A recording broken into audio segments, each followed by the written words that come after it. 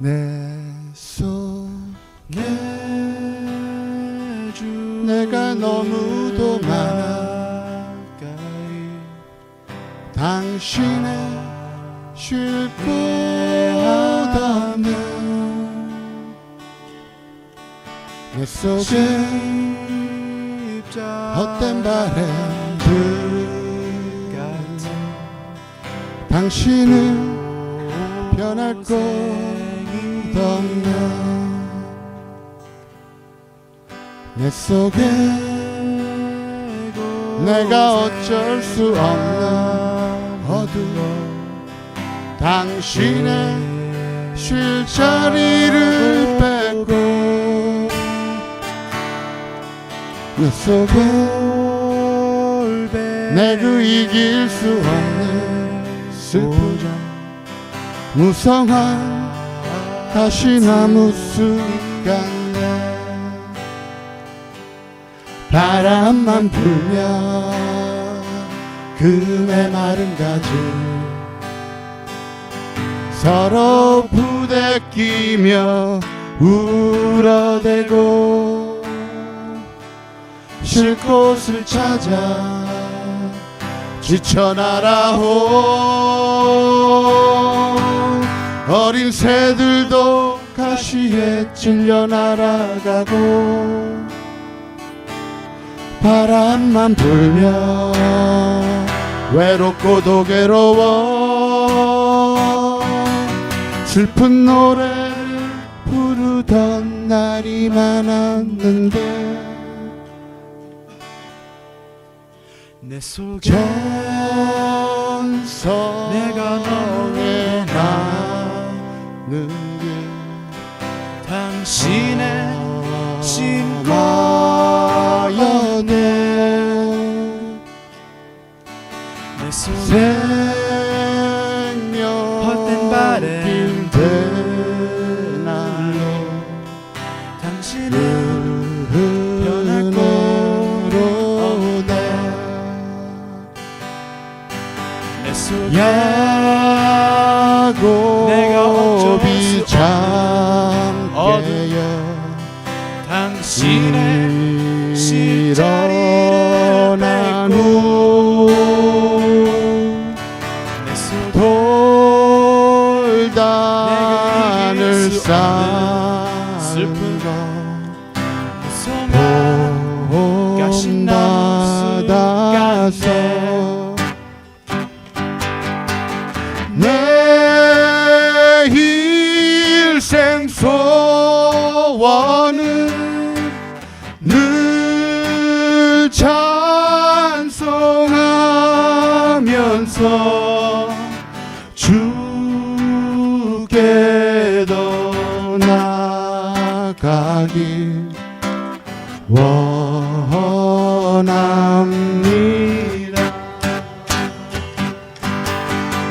숨 쉴 때 되도록 늘 찬송하면서 주께도 나가길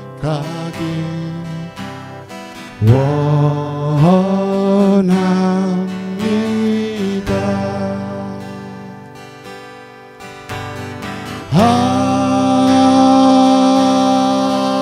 아멘.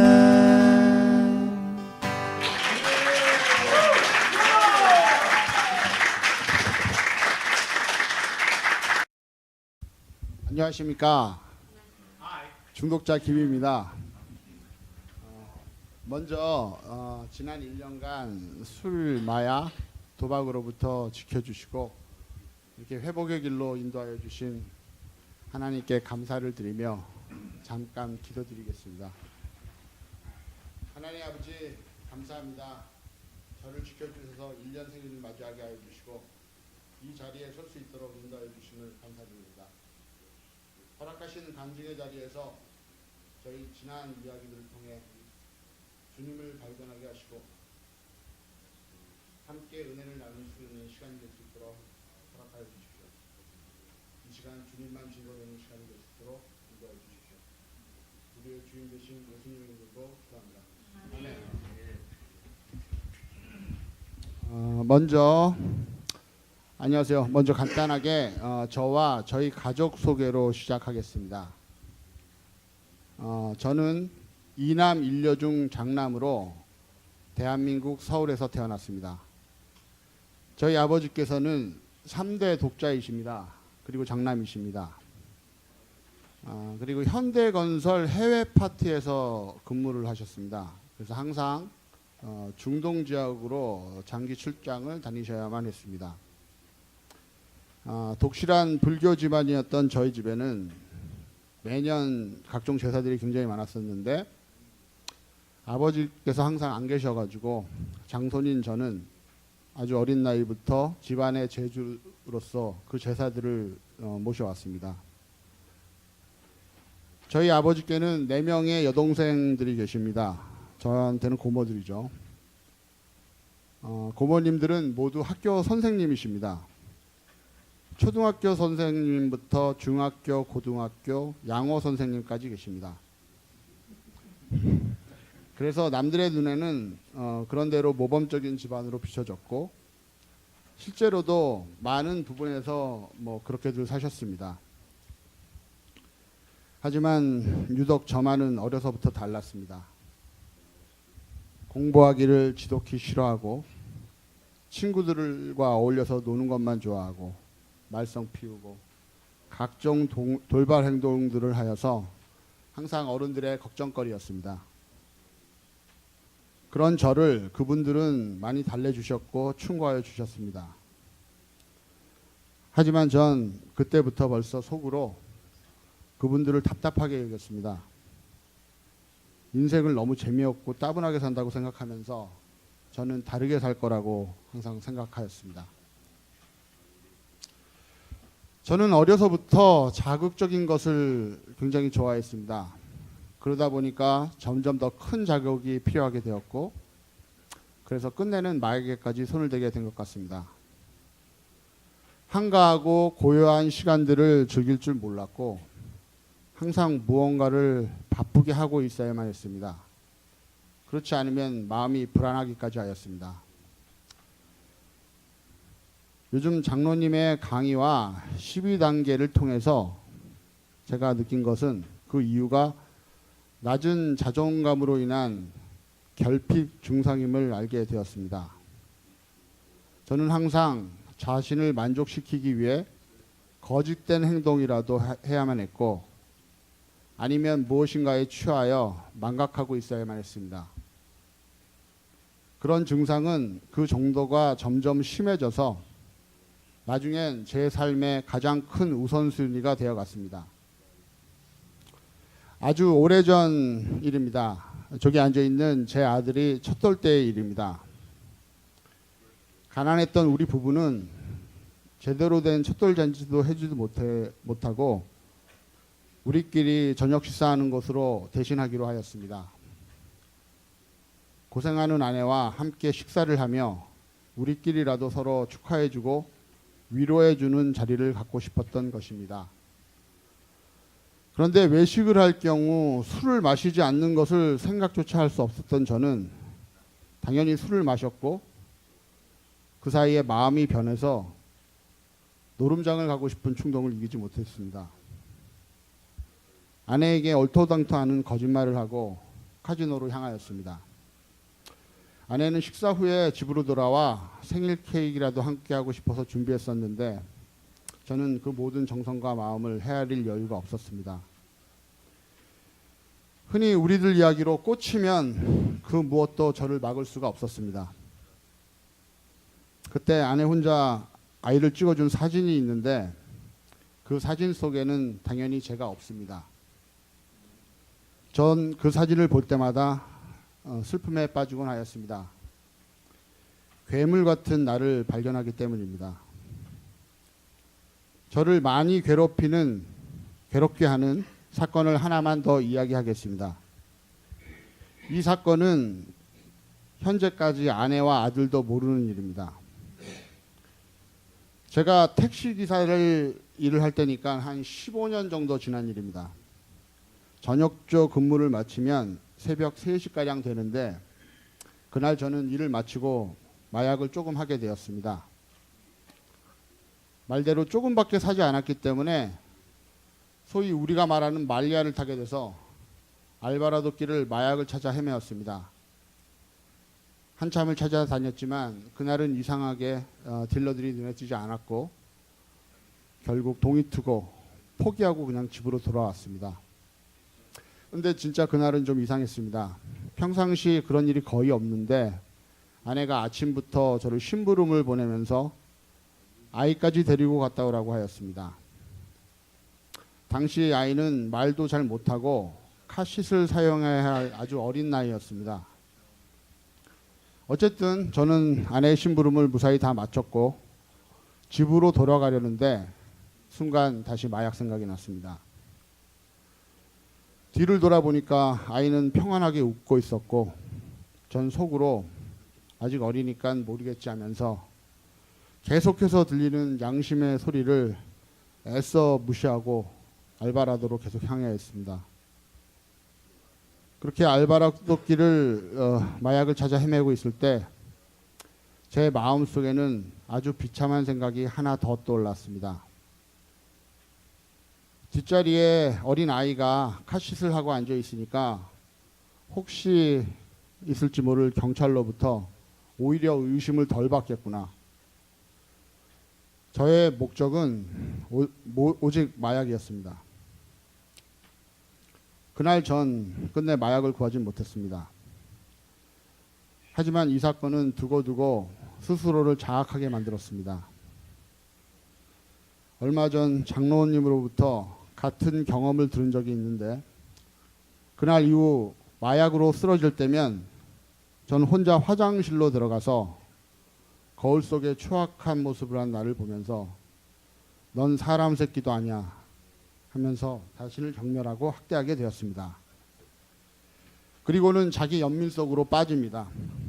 하지만 그 시간조차 술로 망각하려고 했고 외면하려고 했고 때로는 그 슬픔을 즐기려 했던 것 같습니다.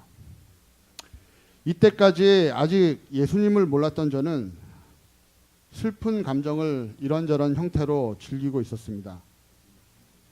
그리고 그것이 남들보다 풍부한 감수성 때문이라고 생각하면서 오히려 저의 장점으로 여겨왔습니다. 나의 감정과 만족 그리고 중독이 주인이 돼서 그것을 채우기에만 급급한 삶을 살아가면서 저는 점점 나락으로 떨어지고 있었습니다. 이런 저를 하나님께서 다가와 만나 주셨습니다.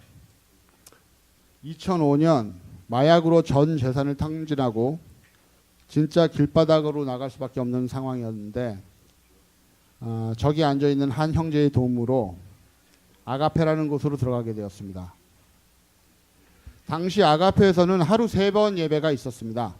목사님께서는 아가페 식구들 중에 유일하게 예수님을 거부하고 있는 저를 타겟으로 설교를 자주 하셨었는데 어느 날인가 저는 아주 반항적인 태도로 목사님께 대꾸하였습니다.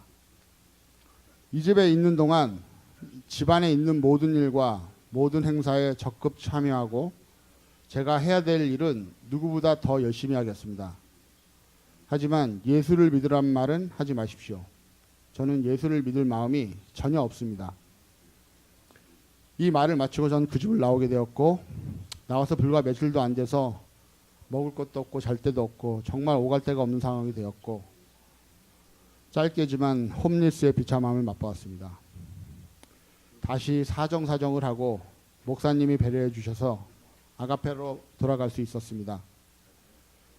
당시 아가페에서는 처음 들어온 100일 동안 명찰을 차고 다니는 규칙이 있었는데 저의 첫 번째 결심은 명찰을 차는 100일 동안은 버티어보자는 계획이었습니다.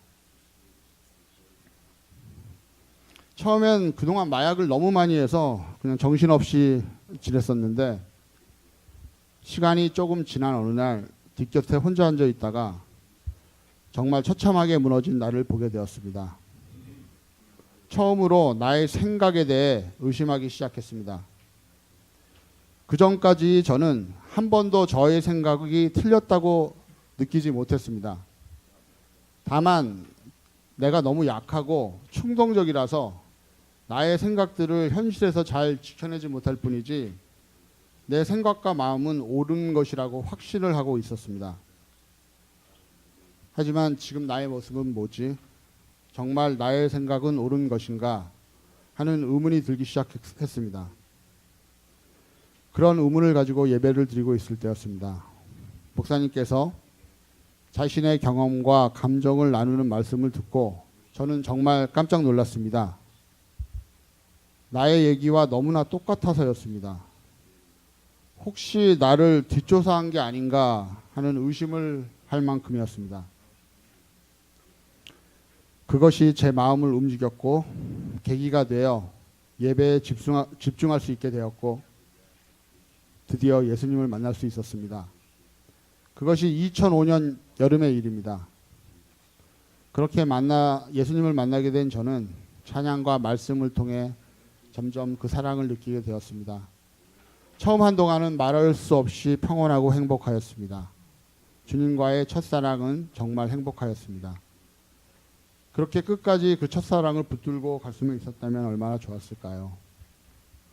하지만 저는 곧 옛생활이 궁금해졌고 또다시 옛것에 손대기 시작하였습니다.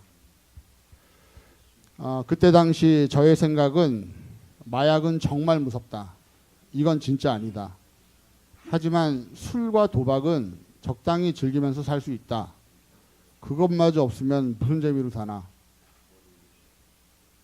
이런 생각은 작년 6월 감사의 집에 들어오기 바로 전까지 계속되었습니다. 저의 패턴은 보통 2, 3개월입니다. 술, 도박을 즐기며 살다 보면 2, 3개월 안에 항상 마약을 하고 있었습니다. 마약에 대한 두려움이 있었고 또 아내와 아들이 있었기 때문에 매번 결심에 결심을 더하지만 술, 도박을 버리지 못한 저는 같은 패턴을 무려 10년이 넘도록 계속 반복하였습니다. 그 기간 동안 나는 왜 안 될까? 내가 믿는 예수님은 가짜인가? 나는 진짜로 예수님을 믿고 있나? 내가 받은 은혜와 감동은 단순한 나의 감정놀이인가? 그렇다면 그 감정놀이가 새로운 은혜로 10년 이상이나 계속될 수 있나? 정말 예수님을 알기 전보다 더 혼란스러웠습니다. 그런 생각들을 더하다 보니 결국 나의 연약함과 의지 박약으로 결론이 났습니다. 나는 정말로 구제불능이구나. 저는 무엇을 어떻게 어디서부터 해나가야 할지 모른 채 그냥 외면하고 망각하고 덮어놓고 지냈습니다. 2015년 8월 가족과 멀리 떨어져 있었던 저는 다리를 다쳐서 수술을 하고 온종일 침대에 혼자 누워 있었습니다. 정말 많이 외롭고 슬펐습니다. 평소에 활동적인 성향인 저는 갇혀 지내다 보니까 우울증 증세까지 생기는 것 같았습니다. 치유를 위해 한동안은 술, 마약을 하지 않았지만 외로움에 못 이긴 저는 다시 손대기 시작하였습니다. 그리고 그때쯤 들은 아내의 이별 통보 소식은 저를 급격히 무너뜨렸고 자포자기의 심정이 되었습니다. 2016년 6월 어느 날 마약이 끝나고 지쳐서 침대에 누워서 죄책감, 절망감, 원망으로 가득 차 있던 저는 감정을 참지 못하고 허공에 대고 소리치기 시작했습니다. 하나님 살려주십시오. 정말 죽을 것 같습니다. 너무 무섭습니다. 이 부르짖는 외침의 기도는 이틀 만에 응답이 왔습니다. 저기 앉아 계시는 또 다른 형제님이 저에게 전화를 하셨고 감사의 집에 들어올 수 있도록 연결을 하여 주셨습니다. 저는 다음 날로 바로 짐을 쌌습니다. 그동안 너무 힘들고 무서웠기 때문에 저는 들어온 첫날부터 정말 기뻤습니다. 이제 이 조그맣고 답답한 지옥 같은 곳에서 빠져나오는구나. 주님께서 응답해 주셨구나. 그렇게 저의 감사의 집 생활은 시작하였습니다. 정말 기쁨으로 지냈고 그러면서 저는 감사의 집에서 정말 많은 것을 받았습니다. 그중 저에게 가장 크다고 느껴지는 것은 12단계입니다. 아직 4단계밖에 오지 못했지만 예수님 영접 후에도 버리지 못했던 술에 대해 다시 생각하게 되었습니다. 사실 저는 술을 놓는 것을 무서워하고 있었습니다. 항상 술과 함께 즐거움과 슬픔을 즐겨왔고 그래서 그것을 놓는 것이 자신이 없었습니다. 지금 이 위기만 지나가면 술 정도는 적당히 즐기면서 살 수 있지 하면서 같은 패턴을 10년 이상이나 반복하고서야 알게 된 것은 저는 지독한 알코올 중독자라는 것입니다. 알코올 중독자인 저는 알코올에 대해서 다리가 잘린 불구자와 같다는 것입니다. 다리가 잘린 불구자에게 다시 다리가 나올 가능성은 없습니다. 하지만 불구자도 앞으로 걸어가야 하므로 저는 말씀을 근거로 우리 중독자들에게 특별히 주어진 12단계를 활용하여 걷도록 하겠습니다. 단언하건대 이미 각종 물질에 대해 불구자인 저에게 정상인과 같은 다리가 나올 가능성은 없습니다. 저는 분명히 다리가 잘렸습니다. 이렇게 1단계를 지난 후 2단계를 거쳐 3단계에서 저는 또 막혔습니다. 하나님께 나의 의지와 생명을 맡겼는데 그 다음에 무슨 과정이 더 필요하지? 내가 제대로 맡기지 못하는 것이 문제지 제대로 드릴 수만 있다면 무엇이 더 문제인가? 이런 의문과 의심을 남긴 채 3단계를 마치고 드디어 4단계 강의를 듣는데 저는 또 한 번 알게 되었습니다. 여지껏 주님께 말로만 맡긴다고 하고 기도하는 것으로 저는 저의 할 일을 다 한 것으로 생각했고 그것을 이루어 주시지 않는 주님을 원망하였습니다. 처리되지 않은 온갖 쓰레기들을 그대로 껴안은 채 말입니다. 전 바로 얼마 전 4단계 과정을 마쳤습니다. 아픈 과정을 다시 기억해내고 과거를 다시 기억해내고 또 정직하게 나 자신을 바라보는 일은 많이 힘들었습니다. 물론 그것조차 지금 제 수준에서의 정직이지만 정말 조금이라도 더 정직하고 싶은 마음은 진심이었습니다. 4단계를 거치면서 전 너무 많은 나의 결함들을 확인했고 장점들도 확인했습니다. 하지만 현재로선 그것들을 구체적으로 어떻게 처리해야 할지 잘 모르겠습니다. 확실한 거는 꽁꽁 숨겨두고 외면하기만 하였던 많은 것들이 수면 위로 올라와 있다는 것입니다. 한동안은 그것이 저를 아프게만 했지만 3단계를 거친 주님께 맡김으로써 안정을 찾고 실질적인 제 삶 속에서 그것을 좀 더 구체적으로 볼 수 있었습니다. 현재의 저는 순간순간 그것들을 조금 더 보는 수준입니다. 그것들이 처리 문제는 나머지 단계들과 스폰서 그리고 주님께서 도와주시리라 믿습니다. 이 12단계는 예수님과의 만남 이후 저에게 가장 큰 만남이라고 할 수 있습니다. 단계가 주는 혜택을 최대한 받도록 노력하겠습니다. 감사의 집에 들어와서 누리게 된 또 하나의 큰 혜택은 바로 이 길갈 모임입니다. 저는 시간이 지날수록 이 길갈 모임이 점점 더 좋아지고 있습니다. 화려하거나 세련되지는 않지만 꾸미지 않는 모습이 더 좋습니다. 특히 집사님, 장로님들까지 자신의 부끄러웠던 과거를 솔직하게 나눠주시는 모습에서 저는 많은 도전을 받고 있습니다. 우리의 길갈 모임은 각종 중독자들, 그 중에서 한국 사람들이 모여서 하나님께 예배하고 12단계를 통해 자신을 돌아보며 서로의 삶을 나누는 어쩌면 이 지구상에서 유일한 모임일 것입니다. 이 모임의 일원으로 받아주신 여러분과 인도하여 주신 하나님께 진심으로 감사드립니다. 이와 같은 우리 길갈 모임을 하나님께서는 아주 특별하게 주목하고 계심을 확신합니다. 저희 지난 삶과 사건 하나하나를 돌이켜보면 모든 것을 주님께서 지켜주셨음을 고백합니다. 아가페와 감사의 집과의 만남도 그렇고 그 순서까지도 그렇습니다.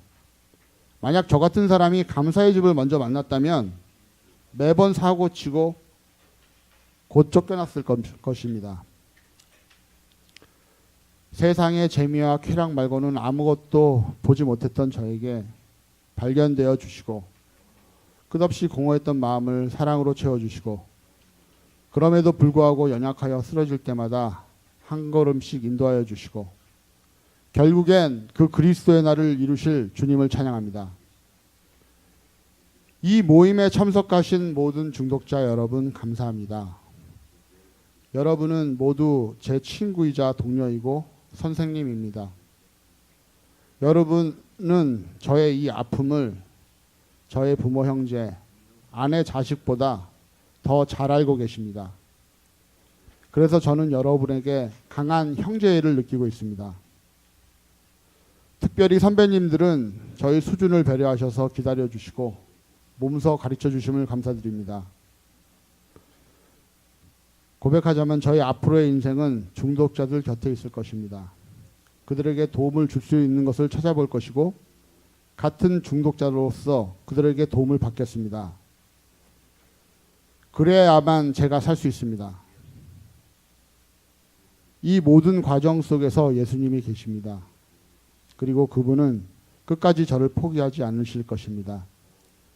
그런 예수님을 정말로 사랑합니다. 이상 저의 간증을 마치겠습니다.